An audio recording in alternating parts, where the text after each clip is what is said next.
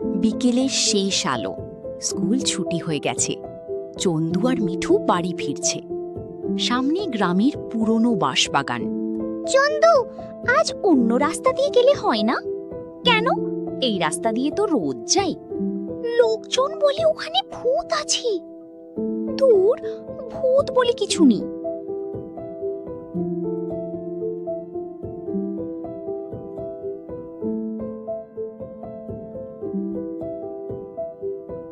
হঠাৎ বাঁশবাগানের ভেতর থেকে অদ্ভুত হাসির শব্দ ভেসে এলো। শুনলি? হয়তো কোনো পাখি হবে। দুজন একটু সামনে এগিয়ে গেল। দেখলো একটি বাঁশে লাল কাপড় বাঁধা। বাতাস না থাকলেও কাপড়টা নড়ছে। চন্দু, আমার ভালো লাগছে না বুঝি। ভয় পেলে চলবে না, চল দেখি। ঠিক তখনই পিছন থেকে একটি বৃদ্ধা মহিলার কণ্ঠ শোনা গেল। ও বাবারা, কে আপনি? আমার একটা নূপুর হারিয়ে গেছে, খুঁজে দিতে পারবি? কোথায় হারিয়েছে? এই বাঁশ বাগানের ভেতরে। খুঁজতে খুঁজতে চন্দুর চোখে পড়ল চকচকে একটি জিনিস। এই যে একটা নূপুর, ওটাই আমার। চন্দু নূপুরটা বুড়ির হাতে দিল। হঠাৎ চারপাশে বরফের মতো ঠান্ডা বাতাস বইতে লাগলো। চন্দু, দেখ! বুড়ি, চল পালা! এক মুহূর্তের মধ্যে বুড়ি অদৃশ্য হয়ে গেল।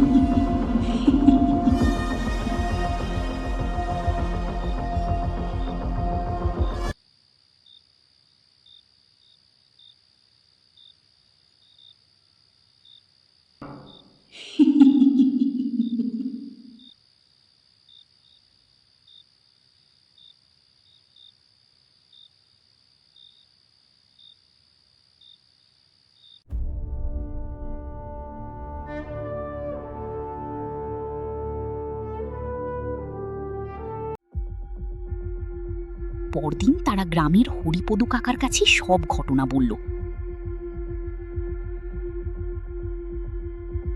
তোমরা কি সত্যি সেই বুড়িকে দেখেছ?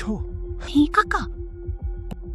50 বছর আগে ওই বাঁশবাগানে এক বুড়ি নূপুর খুঁজতে খুঁজতে মারা গিয়েছিল। মানে আমরা ভূত দেখেছি? হয়তো।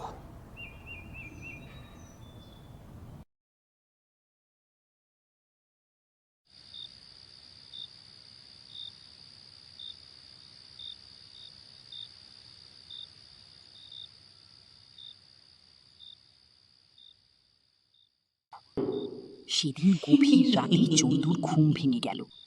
এই শব্দটা কিসের? সে জানালার কাছে গিয়ে তাকালো।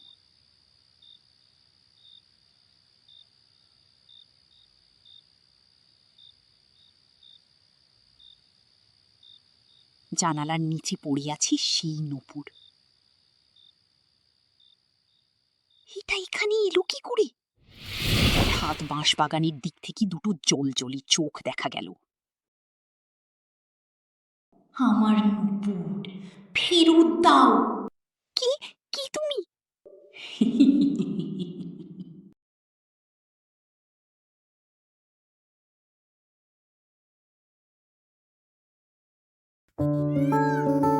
পরদিন চন্দু আর মিঠু নূপুরটা নদীতে ফেলে দিল।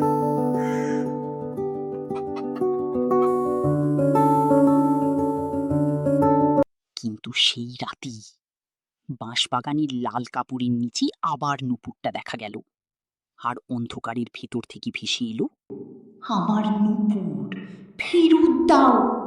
চন্দু আর মিঠু বুঝতে পারল বাঁশবাগানের অভিশাপ এখনো শেষ হয়নি। আমার নূপুর ফেরত দাও!